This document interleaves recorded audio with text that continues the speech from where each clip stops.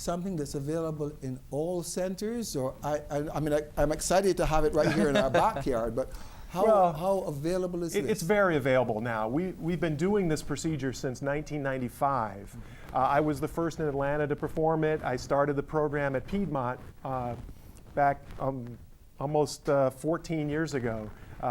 So it's something that's available now pretty much at every major city in the country, and within a city like Atlanta, any of the major hospitals in Atlanta will have someone that can do the procedure.